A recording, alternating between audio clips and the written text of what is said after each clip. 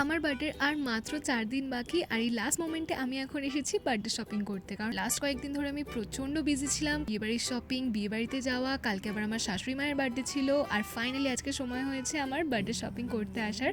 তো ফার্স্টে আমি গড়িয়াহাটের জুডিওটাতে গেছিলাম, বাট সেখানে আমার একটা কিচ্ছুও পছন্দ হয়নি।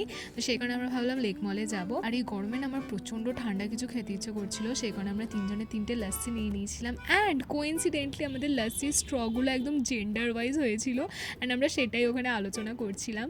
লাস্সি খেয়ে সোজা চলে আসলাম লেক মলে। অ্যান্ড আমি ফার্স্টে স্মার্ট বাজার থেকে এই ড্রেসটা ট্রায়াল করেছিলাম, যেটা আমার একটুও ভালো লাগেনি, মানে একদমই বার্থডে ভাইব তো নয়ই যাকে বলে।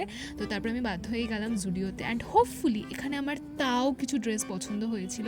তিনটে ড্রেসই পছন্দ হয়েছিল, অ্যান্ড সেটা নিয়ে আমি চলে গেছিলাম ট্রায়াল রুমে।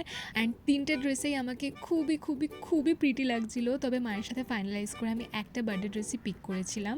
আর এছাড়াও অমিত আর পাখিও এখান থেকে বেশ কিছু জিনিস কিনেছিল। আর শপিং কমপ্লিট করে বাড়ি এসে একটুখানি রেস্ট নিয়ে আবার সন্ধ্যেবেলা চলে গেছিলাম রিসেপশন পার্টিতে। আজকে আমি প্রচণ্ড টায়ার্ড হয়ে গেছিলাম, আমার আর একটুও ভালো লাগছিল না, বাট অ্যাটেন্ড তো করতেই হতো। তো রিসেপশন পার্টিতে গিয়ে কী কী খেয়েছি সেগুলো থাকবে নেক্সট পার্টে।